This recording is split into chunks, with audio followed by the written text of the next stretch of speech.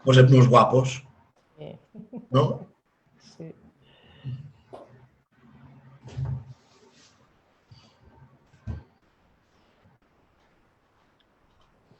Endavant. Molt bona tarda, soc Blai Batista i soc coordinador de GitCat. Aquesta webinar d'avui s'emmarca amb el projecte amb el Departament de Salut. Agrair al Pla Integral del Poble Gitano amb el seu suport amb el projecte. En les entrevistes i visites que es fem a les famílies detectem que existeixen una preocupació. És necessària la vacunació de reforç de la Covid, o sigui que a GitCat i a través de les entrevistes que fem hem detectat que si és necessària la vacuna de reforç de la Covid. Avui sortirem de dubtes. Per a GitCat és un plaer poder comptar amb la senyora Montserrat Martínez del Servei de Medicina Preventiva de Salut Pública de Catalunya. Molt bona tarda, Montserrat. Bona tarda a vosaltres. Gràcies per estar amb nosaltres i ja saps que estàs a casa teva i quan vulguis podem començar. Moltes gràcies, Blai. Doncs avui, com ens han demanat, hem intentat fer una petita presentació per que veieu la importància i per què recomanem una dosi de vacuna contra la Covid de record. Us passaré una petita presentació, però el que sí que m'agradaria és que teniu el xat disponible per fer preguntes, que gestionarem aquí, després llegirem, i el que sí que ens agradaria és que nosaltres hem fet una presentació base i que qualsevol dubte, qualsevol consulta ens la feu arribar per les preguntes i intentarem respondre-les. Compartiré la presentació.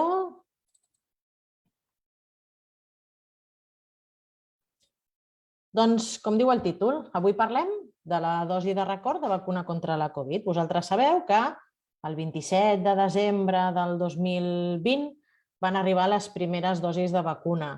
Va ser una data que tenim marcats tots els que treballem en vacunes perquè va ser al principi una mica d'allò que ens va donar esperança per poder lluitar contra la malaltia, el coronavirus. I el que sí que hem de tenir clar, com ja repetim moltes vegades, és que la vacuna és una part més, és una capa més de protecció que nosaltres tenim contra la malaltia. Sabeu que hem utilitzat moltes estratègies, les mascaretes és una estratègia, la distància, les quarantenes, rentar-se molt bé les mans, si una persona està malalta o té símptomes, posar-se una mascareta per protegir els altres. I dintre de tot aquest paquet de mesures per lluitar contra la malaltia, contra la Covid, tenim les vacunes. Les vacunes han demostrat ser una eina preventiva molt important, al igual que d'altres vacunes. Vosaltres sabeu que o haureu estat nens, o teniu nens, o coneixeu algun nen, que nosaltres recomanem vacunes als nens. Per què? Per protegir-los. Doncs la vacuna contra la Covid és una eina més que nosaltres tenim per lluitar contra la malaltia.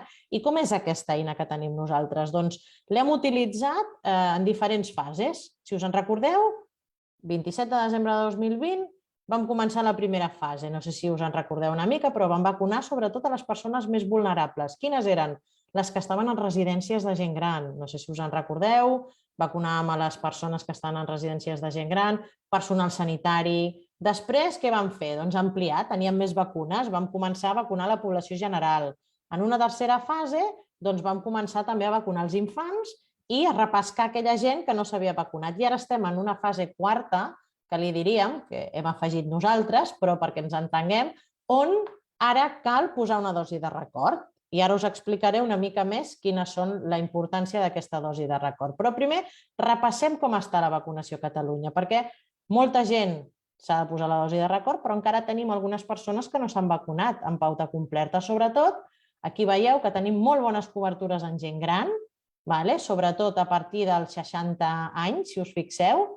A partir dels 60-66 anys tenim unes cobertures molt bones i en dosi de record també. Però a mesura, en aquest grup d'edat de població més jove, aquestes cobertures ens van baixant i baixen fins al punt que, per exemple, la dosi de record en la població de 20 a 29 anys, únicament el 20% porten aquesta dosi de record. I per què us poso això? Doncs perquè veieu que sí que és important aquesta dosi de record, però també és important que per posar aquesta dosi de record primer hem d'haver estat primovacunats, aquestes primeres dosis, i encara tenim molta feina a fer. I quins són els motius o per què la gent no es vol vacunar? Vam fer un estudi aquí, unes trucades, d'acord, a la població aquesta on tenim menys cobertures. I què ens va dir aquesta població? Doncs que en primer lloc pensen que no és necessari o pensen que la vacuna no és segura. Avui intentarem desmitificar aquests dos mites principals que, si us fixeu, és els dos motius que la gent argumenta o que pensa que són el principal motiu de rebuig o de no voler la vacuna, d'acord?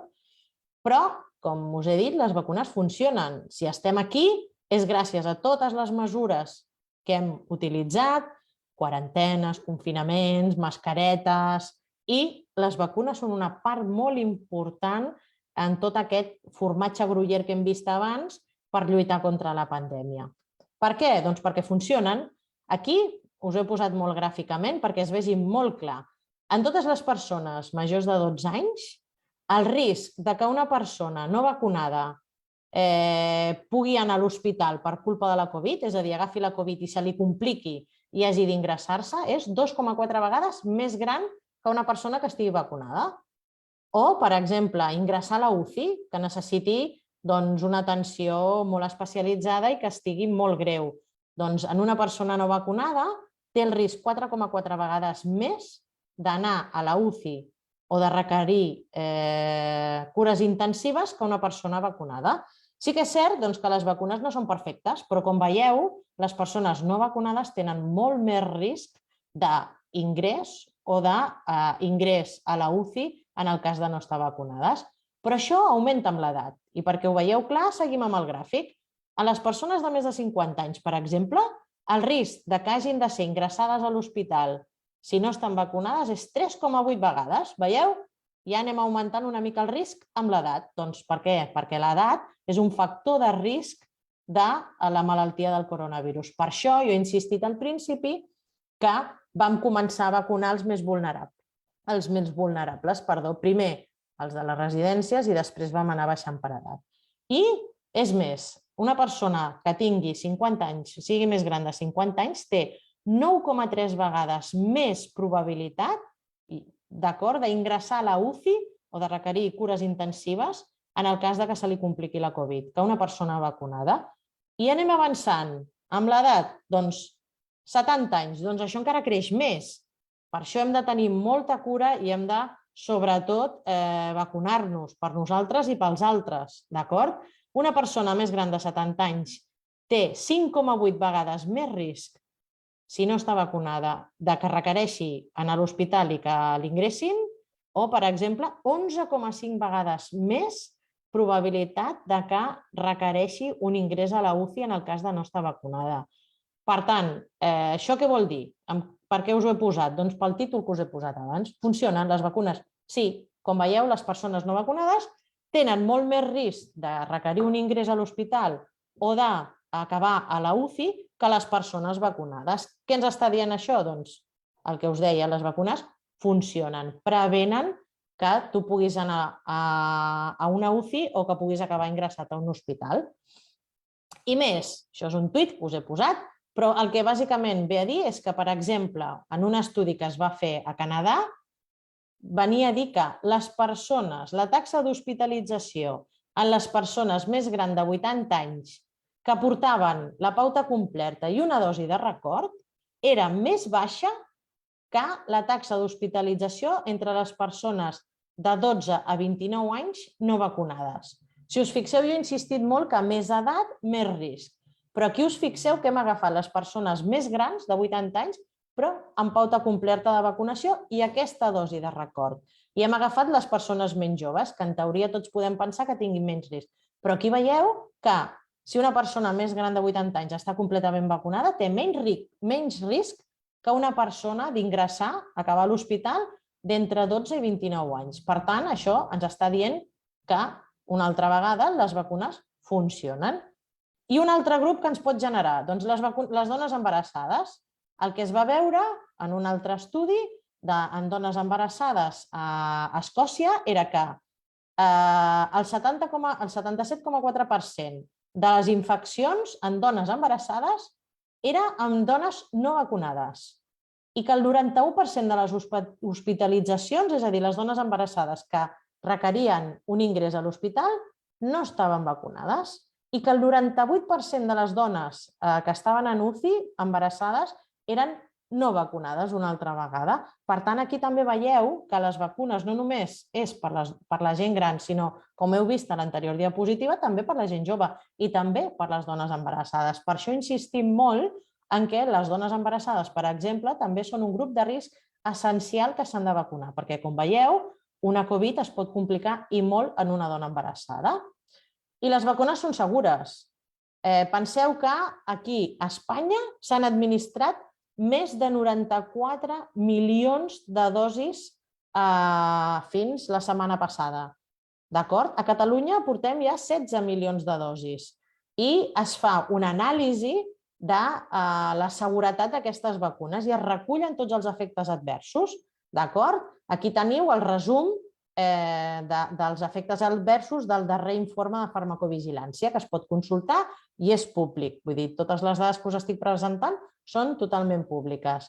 I el que es veu és que dels 94 milions, gairebé i mig, que s'han administrat a Espanya, tindríem una taxa que voldria venir a dir que per cada 100.000 dosis administrades de vacunes es produeixen unes 65 reaccions adverses. Això, com veieu, és molt poc, d'acord?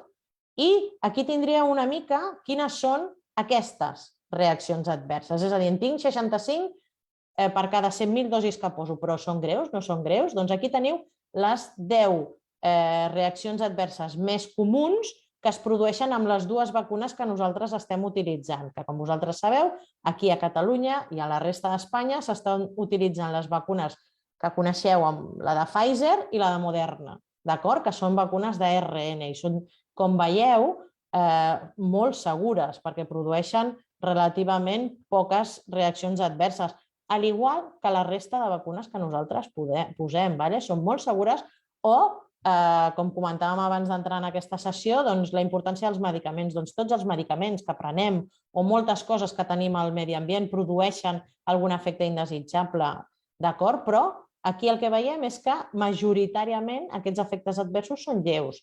El principal de tot quin és? Aquí que veieu pirèxia, això vol dir que tenen una mica de febre.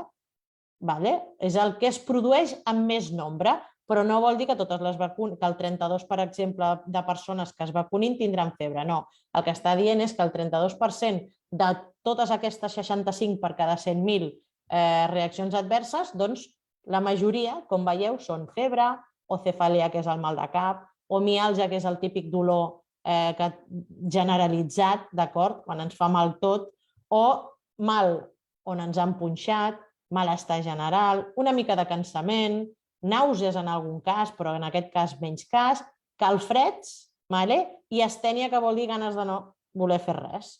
I en l'altra vacuna, la vacuna de Moderna, doncs més o menys són els mateixos. També el número 1, doncs una mica de febre, mal de cap, mal de tot el cos, mal a la zona d'injecció, una mica de malestar, calfreds, fatiga, nàusees, linfoadenopatia, que això vol dir que a vegades se'ns pot inflar una mica la zona de l'aixella, però, com veieu, és un percentatge molt petit i, com veieu també, són reaccions adverses relativament que són portables, per dir-ho d'alguna manera, i que la majoria es resolen en 48 hores o 72 hores com a molt, d'acord? Llavors, les vacunes són segures? Doncs podeu veure amb aquestes dades que majoritàriament són segures. Produeixen algun malestar?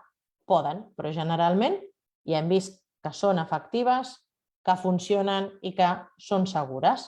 I llavors, per què és important? Doncs la vacunació en aquests moments, com ja us he dit, forma part de la solució. No és l'única solució, però sí que és una solució molt important i que gràcies a les vacunes i a la immunitat que té la població que ha adquirit mitjançant la vacuna o mitjançant la malaltia, doncs ara mateix tenim aquesta situació de certa normalitat o nova normalitat que estem tenint ara, perquè no oblidem que encara hi ha pandèmia, però ara podem portar una vida més o menys normal com portàvem abans de la pandèmia, gràcies a totes aquestes eines que nosaltres tenim, mascareta, mans, prevenció, d'acord, i el sistema sanitari.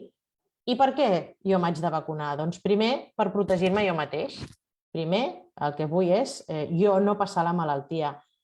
I, com ja hem vist, és una manera de minimitzar el risc, perquè heu vist que el risc de les persones no vacunades és molt més alt tant d'acabar a l'hospital o acabar en una UCI que les persones que sí que estan correctament vacunades.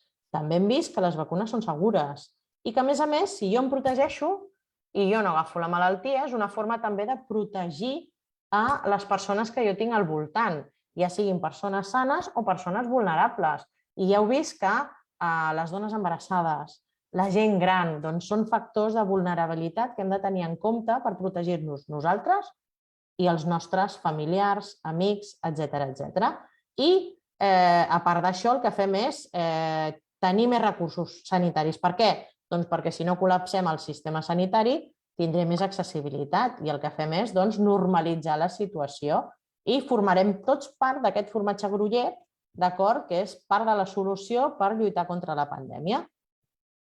I per què la dosi de record? Avui parlem de dosi de record. Doncs com per totes o moltes de les vacunes que nosaltres utilitzem, us posaré un exemple. Per exemple, la vacuna del tètanus. Oi que vosaltres recordeu que per la vacuna del tètanus cada X anys ens hem de posar un record?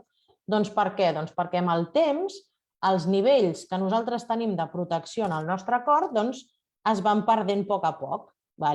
I aquesta pèrdua en gent jove és molt més lenta, però en gent gran aquesta pèrdua és molt més ràpida, per una cosa que se'n diu immunosenescència, que vol dir que nosaltres, quan ens fem grans, anem perdent aquesta capacitat de generar protecció o de respondre més fàcilment davant de les infeccions. Això és molt important i la vacuna de la Covid és una més. Vacuna que s'ha vist que passa això.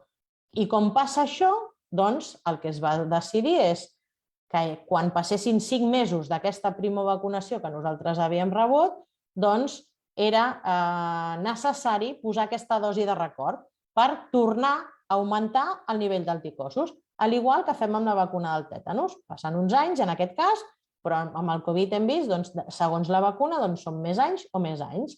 Llavors, per aquest motiu, és important posar-se aquesta dosi de record. I què fa aquesta dosi de record? Doncs augmenta la immunitat i fa que tinguem protecció durant més temps. I, a part, el que s'ha vist amb aquesta vacunació de record és que amb l'aparició de les noves variants és encara més important. Per què? Doncs perquè amb aquesta protecció més alta que genera el nostre cos tenim més capacitat de reconèixer noves variants i que la vacuna sigui efectiva, d'acord? I ens confereixi més protecció davant aquestes noves variants, d'acord? I s'ha vist que aquesta dosi de record és bàsica, per exemple, per tenir protecció enfront a aquesta nova variant, que és la que circula ara, que és l'Òmicron. I també us he comentat que ara mateix utilitzem 2 vacunes, Moderna i Pfizer, que són principalment les 2 vacunes que utilitzem. Què passa si jo em vaig vacunar amb Pfizer o em vaig vacunar amb Moderna o em vaig vacunar amb les 2 vacunes que utilitzàvem també, que eren AstraZeneca o Janssen? Doncs no passa absolutament res. Us seguirem l'exemple del tètanus perquè quedi clar. Us en recordeu vosaltres de la vacuna del tètanus que us van posar quan eren petits? O algú pregunta de quina vacuna de la grip el vacunen cada any, si li toca? O de la vacuna dels nens que posem? No. Doncs en aquest cas el mateix. És igual rebre, si jo em vaig vacunar primer amb Pfizer o amb Moderna, ara, doncs en principi no hi ha cap problema perquè jo em pugui posar una o altra vacuna, d'acord? Què passa? Doncs que ara això era, jo soy de Pfizer, jo soc de Moderna. Doncs en aquest cas, com amb la resta de vacunes, d'acord? Com amb la majoria de les vacunes que utilitzem, perquè en algun cas sí que cal, però com amb la majoria de vacunes, en aquest cas és indiferent si jo ara em poso rebo un record de Moderna o rebo un record de Pfizer. Els resultats d'efectivitat i seguretat són igual de bons i demostren que les vacunes són segures i que es pot posar un record d'una altra vacuna, per la dosi de record. I Insisteixo, quines vacunes estem utilitzant? Doncs estem utilitzant les vacunes d'ARN, que són les que han demostrat ser més efectives per lluitar contra la malaltia, i són Moderna o Pfizer. I quins són els beneficis? Doncs ja els heu vist, tornaré a insistir. Doncs és reduir molt el risc que jo tingui de posar-me malalt. Pot ser, perquè heu vist casos de gent que està vacunada, però habitualment aquests casos no es compliquen. Poden la gent que està vacunada o que té la dosi de record passar la malaltia, però d'una forma molt més lleu. Però què passa que si jo no estic vacunat i l'agafo? Doncs que el meu risc d'acabar a l'hospital o d'acabar a la UCI és molt més alt. I us torno a repetir l'exemple aquell que hem vist d'aquell estudi que es va fer dels majors de 80 vacunats i les persones joves de 19 a 29 anys, que tenien més risc que una persona de 80 que estava vacunada, la gent jove. Per tant, és molt important per prevenir acabar en un hospital o la possibilitat d'acabar a una unitat de cures intensives, a una UCI, d'acord? I a part, doncs, millora la immunitat. Aquest és un concepte que hem anat explicant i que s'ha anat explicant, però la immunitat de grup, que es confereix de quan tenim a molta gent vacunada, és importantíssima. I què vol dir això? Doncs que si en una família de 4, doncs imagineu-vos, estan tots vacunats, és molt més difícil que entri el virus. Però imagineu-vos que entrem en una comunitat on hi ha 20 persones i n'hi ha 2 vacunades i 18 no vacunades. Doncs la probabilitat que algú s'infecti és molt més gran. I com la resta no estan vacunats, que se'l vagin passant entre ells, perquè aquest virus es transmet d'una manera superefectiva i superràpida, doncs vosaltres veieu així gràficament, si us ho imagineu una mica, doncs és molt més fàcil, oi que sí? Si agafem la mateixa comunitat de 20 i resulta que en tenim 18 vacunats i 2 no vacunats, doncs veieu que el risc de que entri el virus a dintre d'aquesta comunitat és molt més petit si estem tots vacunats o tenim tots protecció. I a part, doncs això, ja heu vist que la malaltia de la Covid té un impacte molt més greu a més edat o en dones embarassades o a persones amb factors de risc o que tenen alguna malaltia greu, etc. En aquests és encara més imprescindible, primer, que estiguin ells vacunats i després que els que estem al voltant també estiguem immunitzats per prevenir-los amb ells, d'acord? Fem tots una mica de pinya per protegir-nos a nosaltres i a la resta de la població. I hem d'anar i ser molt curosos. Per què? Doncs perquè ja sabeu, nosaltres ara les xarxes socials, els mitjans de comunicació, doncs hi ha molta informació i és normal que de tant en tant ens arribin algun tipus d'informacions que potser a vegades no en són del tot cert. En aquest cas, el primer que hem de fer és primer verificar les fonts, és a dir, vosaltres sabeu que al Departament de Salut, aquí a Canal Salut, que teniu l'adreça electrònica, doncs difícilment la informació que pengem serà errònia. Per què? Doncs perquè nosaltres verifiquem i revisem l'evidència científica abans de penjar qualsevol cosa. I hem d'intentar sempre buscar informació a aquelles fonts que tinguem contrastades, doncs el Departament de Salut, o si teniu dubtes o voleu consultar, doncs el vostre professional sanitari.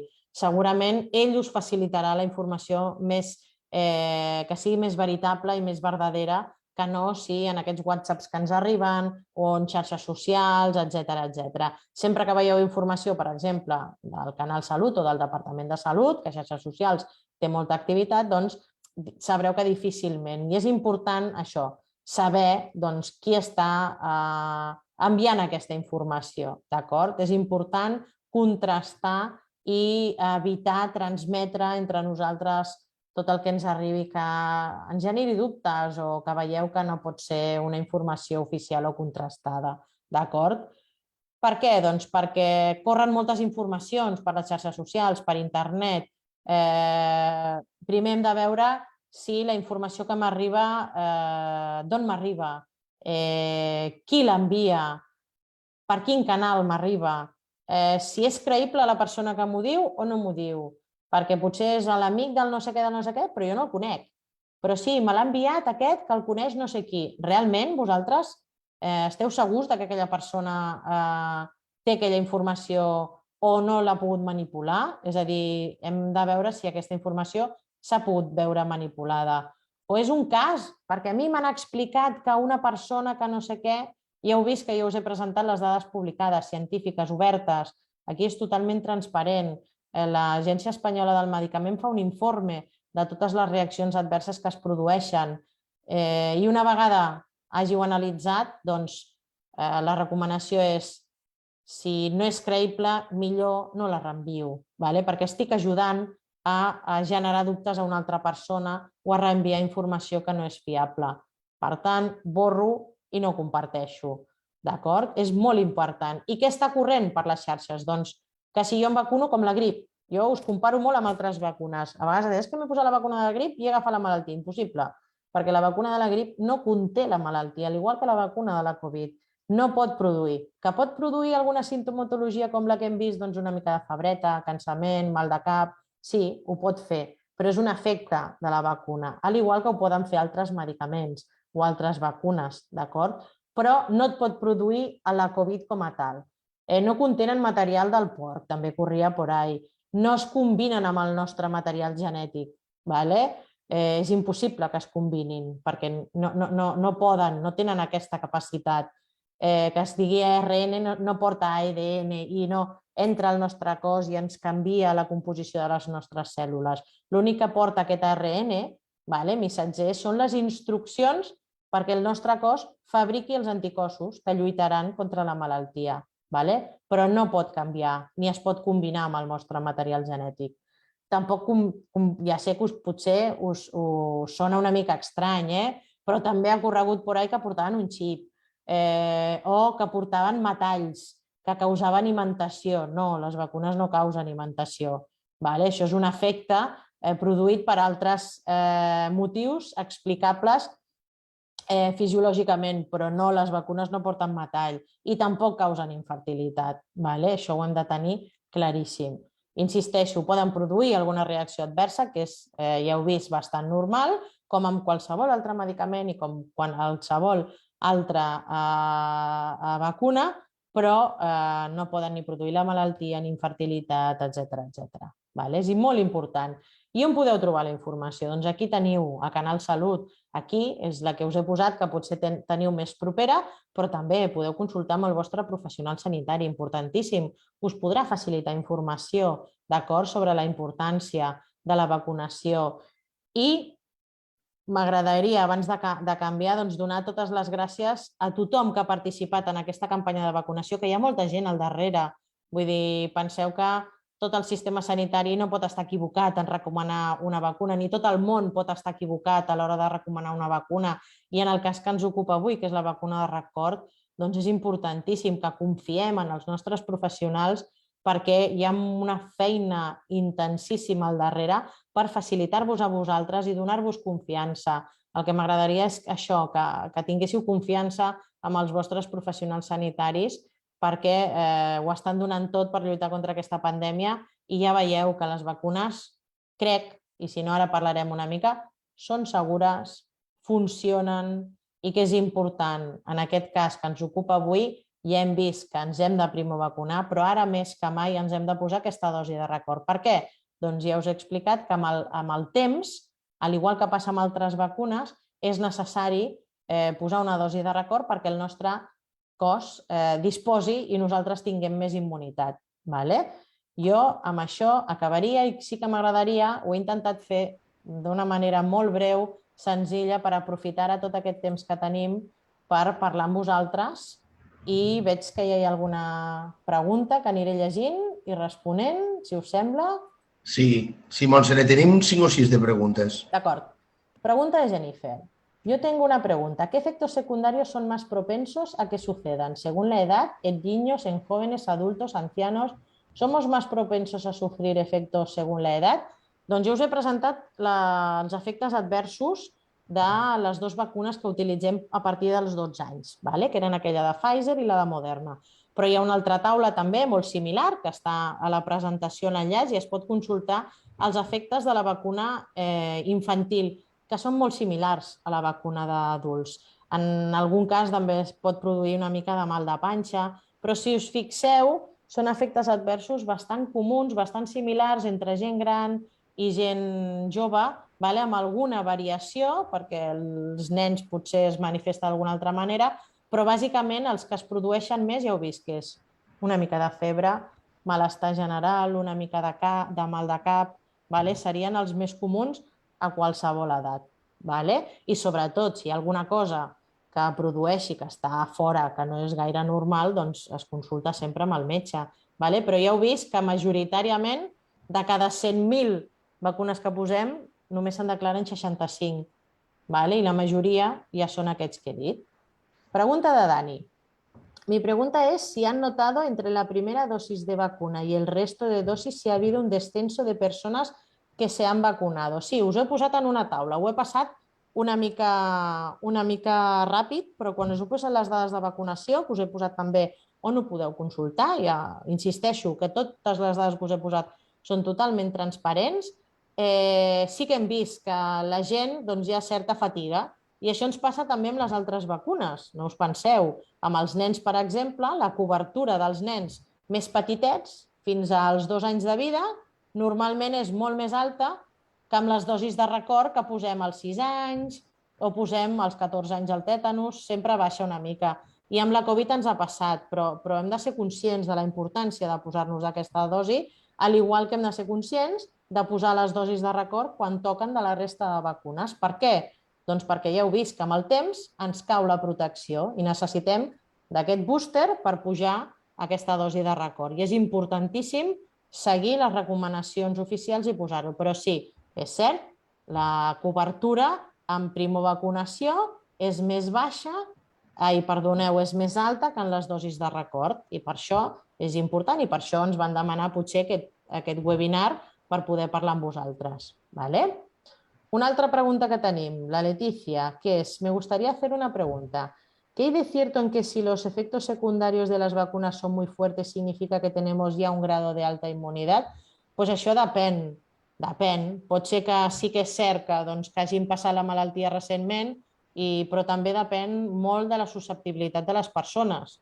Jo us haig de confessar, per exemple, que si em poso 37,5 de temperatura, ho tolero fatal, ho tolero molt malament. Hi ha persones que, per exemple, estan a 38, 38,5 i estan com si estiguessin normal. Això és igual al nostre sistema immunològic. Hi ha gent que respon molt millor o gent que respon molt pitjor o gent que té més tendència a fer més efectes adversos. Hi ha molts factors com per dir taxativament o molt clar que sí o és no, però depèn molt de cada persona. Però importantíssim, insisteixo una altra vegada, ja sé que potser em faig pesada, però ja heu vist que els efectes adversos són els que són, i majoritàriament són els que us he mostrat. L'Alba, me gustaría preguntar una cosita. ¿Protege la vacuna del coronavirus contra las nuevas cepas y variantes? Sí. I aquí entra molt en joc la dosi de record. Per què? Doncs perquè ja heu vist que sí que potser hi ha una mena de cosa que li diem escapament vacunal, amb noves variants, però el que s'ha vist és que aquesta dosi de record el que fa és pujar molt els anticossos i com el nostre cos té un nivell d'anticossos, ho intento explicar d'una manera molt senzilla, és molt més complicat, però perquè ho entenguem.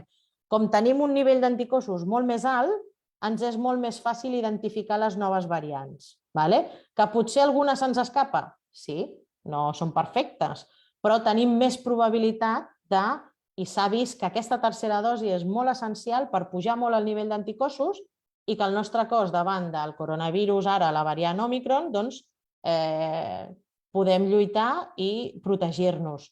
Què s'està veient? Que potser sí que passa la malaltia, però el risc de malaltia greu, és a dir, podem passar la malaltia a casa, però si passem la malaltia a casa no és el mateix que si no estem vacunats, agafem el coronavirus amb la variant Omicron, el nostre cos no té cap tipus d'anticòs i el risc que tenim d'acabar a l'hospital o en una UCI és molt més que si jo agafo la malaltia estant vacunat. Yo también tengo una duda. ¿Qué efectos secundarios puede tener una persona inmunodeprimida frente a la vacuna? Doncs també depèn. El problema és que en una persona immunodeprimida nosaltres utilitzem una vacuna més. És a dir, les persones immunodeprimides, aquí no n'hem parlat perquè això és un cas molt específic, però us haig de dir que les persones que tenen algun tipus d'immunosupressió, ja sigui per alguna malaltia pròpia o perquè estiguin prenent algun tipus de medicament immunosupressió, penseu que les persones que tinguin leucèmia o càncer o que estiguin prenent algun tipus de medicaments a vegades per la pell o per el reuma, utilitzen un tipus de medicaments que el que fan és crear una mica d'immunosupressió a les persones. En aquestes, fixeu-vos si és tan important la vacunació, que els hi recomanem que a part de les 2 dosis que s'han de posar a l'inici, els hi recomanem una tercera dosi addicional i la dosi de record. És a dir, els hi recomanem 2 més 1 i la dosi de record. Per què? Doncs perquè les persones immunodeprimides, davant de qualsevol malaltia o davant de qualsevol infecció, el seu cos no té aquesta capacitat de lluitar com una persona que estigui en un sistema immunològic normal. I les reaccions adverses depenen de la persona, no de que estigui immunodeprimit. Per què? Doncs perquè la vacuna no crea la malaltia. Per tant, ja us dic que a les persones immunodeprimides els hi recomanem una dosi més i a part ja sabeu que han d'estar protegidíssims, no només ells, sinó també totes les persones que tenen a l'entorn per allò que us he explicat de la inmunitat de grup. La Carme, yo tengo una pregunta. Me gustaría saber si ha tenido... Espera que se me... Si ha tenido en cuenta la visión médica para las pautas en la vacunación. No entenc gaire això, però les pautes de vacunació penseu que estan establertes mitjançant assajos clínics. Què vol dir això? Que han fet moltes proves i molts assajos i totes les pautes que nosaltres recomanen aquí a Catalunya i a Espanya, perquè són les mateixes, l'estratègia és la mateixa, venen determinades per tota l'evidència científica que tenim, tots els estudis. Per tant, tota aquesta visió mèdica interpreto que vol dir això. És a dir, darrere d'una pauta o d'un assaig clínic hi ha metges, farmacèutics, hi ha molta gent treballant, biòlegs, biotecnòlegs, informàtics, hi ha molta gent treballant i abans de publicar qualsevol cosa s'estudia per les agències reguladores. Qui són les agències reguladores?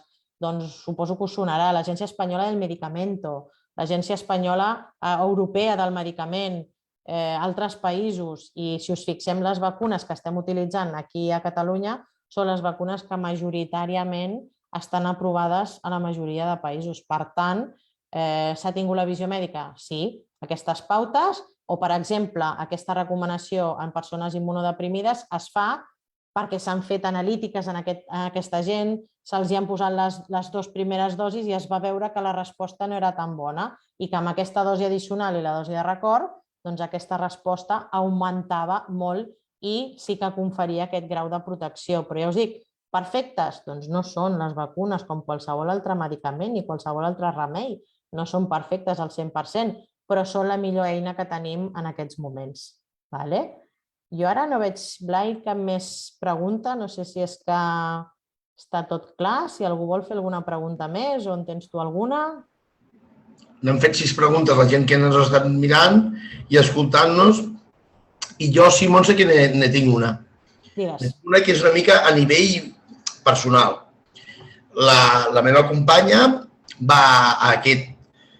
Després de festes va agafar la Covid i jo, segons els testos, no. Però vaig tindre tots els símptomes. Vaig tindre ofec, vaig perdre una mica el gust a la boca. O sigui, la segona vegada que ja vaig passar-lo la primera olada i a l'última vegada aquesta que l'han agafat, jo vaig donar negatiu sempre i ella va donar positiu, però jo tenia els símptomes igual. Llavors, me tocava la vacuna de reforç i no me la vaig posar perquè me trobava malament. Vaig dir, bueno, com me trobi bé, i no me la vaig posar. Parlo des del meu testimoni perquè dic, bueno, si m'he passat, no crec que tampoc sigui convenient ficar-me me faltava la segona dosis.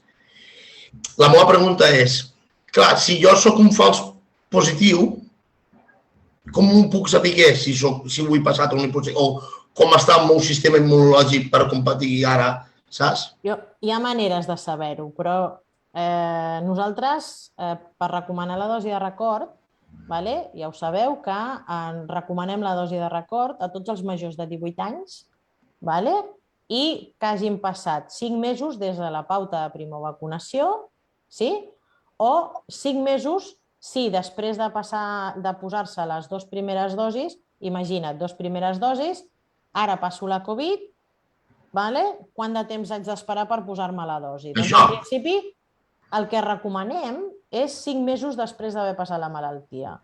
Però jo t'explicaré el motiu i ara entendràs el per què i per què no passa res si jo me la poso. I és que això recomana a les persones sanes. Si són immunodeprimides, això ja no val. Perquè ja m'he explicat que les persones immunodeprimides van a part per les característiques que tenen. Però les persones sanes, per què recomanem que s'esperi 5 mesos després d'haver passat la malaltia? Doncs ja us he dit que els anticossos van caient amb el temps, oi que sí? I que haig de posar boosters o dosis de record, al igual que faig amb el tètanus. Però què passa? Que si jo m'he posat les 2 primeres dosis i després passo la Covid, doncs que aquesta malaltia el que actua és com una dosi de reforç. El que fa és torna a generar anticossos, però ja he dit que amb aquesta malaltia van caient, al igual que amb la vacuna, haver passat la malaltia amb el temps. Però també us he explicat que la vacuna no pot produir la malaltia. L'únic que faria és pujar-te encara més el títol d'anticossos. Però es recomanen aquests 5 mesos perquè com ja estàs protegit, doncs no caldria si tens una analítica o tens una PCR o tens un TAR que digui que has passat la malaltia en aquella època que tu penses que la vas passar.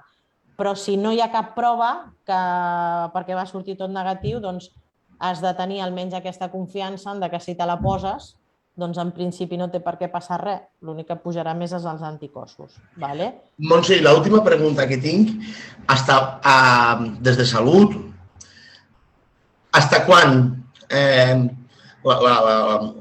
la gent haurà d'estar en pautes de vacunació i damunt d'això?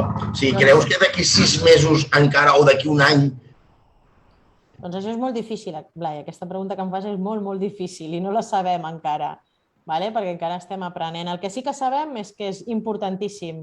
Si encara no us heu posat la dosi de record i teniu més de 18 anys, us heu de posar la dosi de record. Si heu passat la malaltia, us podeu esperar aquests 5 mesos que dèiem. Us podeu esperar perquè hi ha actuat aquesta malaltia com a dosi booster. Que no sabeu que no l'heu passat, si us plau, poseu-vos la dosi de record perquè ja heu vist que és importantíssim i que per la variant Omicron és molt important perquè com més tenim el nostre sistema immunològic, més nivell d'anticossos, més ràpid actuarem davant la malaltia i més capacitat tindrem. Que no és perfecte, jo ja us ho dic, però és la millor mesura que tenim ara, la millor vacuna. Les vacunes d'ARN són segures, ja ho heu vist. I què passarà? Doncs ara primer recomanem aquest primer record, però això no vol dir que d'aquí un temps hàgim de posar un altre record. Anirem veient. També penseu que ara s'estan estudiant noves vacunes. Per exemple, ara utilitzem vacunes monovalents, que li diem, que es van fer contra el virus, contra una variant del virus, que protegeix contra d'altres. Però s'estan assajant, per exemple, ara, vacunes que contenen aquesta variant més una altra variant. Similar una mica, perquè s'entengui, al virus de la grip. La vacuna de la grip, que nosaltres posem cada any, no és un virus de la grip. De virus de la grip n'hi ha de molts tipus, que tots són cosins germans, que tots es diuen grip, però tots n'hi ha molts. I a la vacuna incloem 4 tipus, 2 A's i 2 B's, que li diem, perquè us imagineu. Doncs serien 4 cosins germans de grip, però són grip. Amb el coronavirus passa una mica el mateix. Això que escolteu, que si la variant Wuhan, la variant Delta, la Omicron, ara no sabem quina vindrà, doncs ja hi ha vacunes que estan treballant amb la variant original, que era la Wuhan aquesta, us en recordeu? I estan treballant amb altres variants. Què passarà? Doncs no ho sabem, què passarà. El que nosaltres diem és que el segurament més habitual que passarà és que en aquelles persones vulnerables o amb factors de risc sí que necessitaran algun record periòdicament. Quan? Doncs no ho sabem. El que sí que insisteixo ara, primer estar vacunat, acabar la pauta de primera vacunació i si han passat més de 5 mesos des de la pauta d'inici o 5 mesos després d'haver passat la malaltia, dosi de record importantíssim a partir dels 18 anys. I en els nens i en dones embarassades, si us plau, que estiguin al dia. I els nens també, recordeu que es poden vacunar a partir dels 5 anys d'edat. L'última pregunta que em faig, Montse, i si vols ens despedim, és que llavors la Covid aquest virus no sabem quan desapareixerà i si desapareixerà, si s'ha vingut per a quedar-se aquí nosaltres com la grip, que cada any apareix. Això no se sap. Doncs jo, lamentablement, no us puc donar resposta a aquesta pregunta. Jo crec que ara mateix ningú s'atreveix a dir-ho, però bueno, de moment el tenim aquí, que és l'important. Ja, perquè hi ha molta gent que pensa, igual que ha vingut, se n'ha d'anar. O no, o bé a quedar-se. Vull dir, la grip portem molts anys ja de grip amb grip. Tota la vida que la conec jo, la grip. O sarampió, mira que portem anys, i encara hi ha països que tenen sarampió. Vols que t'expliqui una cosa, personalment? Li diuen paperes, veritat, això que se t'inflama? Les galteres, sí. Les galteres. La meva neboda va anar a l'escola, jo estava vacunat des que era petitet, va vindre a casa, perquè un mestre va anar a Sud-àfrica de viatge, i vaig agafar les galteres i ho vaig passar molt malament. Cap d'aquí ja us dic, importantíssim, tenim vacunes, utilitzem-les, no només el coronavirus, sinó tota la resta. Quan toqui el tètanus no me'l contagia una altra persona, per exemple. El tètanus puc treballar al camp o tocar un ferro i ja està, si no estic vacunat. Hi ha malalties. Penseu que no vacunem contra totes les malalties, vacunem contra malalties generalment que poden produir moltes seqüeles o ser molt greus. Per tant, si recomanem una vacuna és perquè hi ha evidència científica i és important posar-se-la. I en aquest cas, el coronavirus, doncs ja heu vist que pot ser molt greu. Pots acabar en una UCI. Molt. O inclús no la pots explicar. Correcte. Llavors és important, tenim una vacuna, utilitzem-la. Que no és perfecta? Doncs ja ho sabem, com tot en aquesta vida, que no és perfecta, però ara mateix ja heu vist que és una vacuna eficaç, que és segura i que forma part de la solució juntament amb altres... És veritat que les redes socials i els medis de comunicació han fet molt de mal amb la gent, amb sembrar, amb dir coses, amb el que has dit abans, Montse, que no... O sigui que has de partir de la base en qui t'ho ha dit, com t'ho ha dit i qui és... Això per a mi és importantíssim. S'ha de tindre molt clar d'on traiem les informacions de lo que diem. Sabem que 2 més 2 són 4 perquè el dia que vam anar a l'escola la professora ens va ensenyar un 2 més una creueta i un altre 2 són 4. Que aquí hem de preguntar i aquí hem de saber com i per què les coses a la gent que verdaderament en sap i el que diu és correcte, perquè si mires les redes socials i mires el que et diuen, és que és esgarrifós, que si la cullera, que si no sé què, que si t'han ficat un xip. Per això que és important i això que feu avui vosaltres, doncs per nosaltres és molt important, perquè esteu parlant amb això. Venim nosaltres, que estem encantats d'aquí estar amb vosaltres, respondre a les vostres preguntes, als vostres dubtes i insisteixo, consulteu fonts fiables i teniu els professionals sanitaris a la vostra disposició. Nosaltres ja sabeu que teniu els canals establerts i quan ens crideu doncs venim aquí a parlar amb vosaltres i a resoldre els dubtes que necessiteu que resolem. Montse, ha sigut tot un plaer tindre-te a casa. Sàpigues que has dit que tens casa teva oberta per el que tu necessitis i vulguis.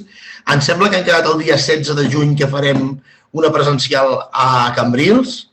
Correcte. També parlarem del mateix. Correcte. I molta salut i molta llibertat.